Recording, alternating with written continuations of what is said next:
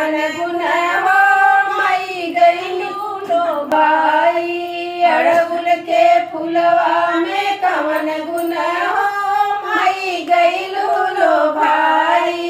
हीरा मोती मांगे मनहु न भावे, हीरा मोती मांगे मनहु न भावे।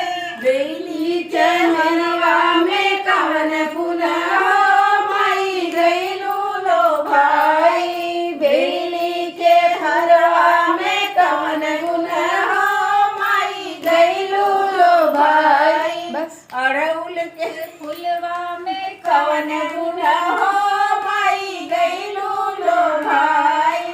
काला नीला माई के मनहु न भावे, काला नीला माई के मनहु न भावे।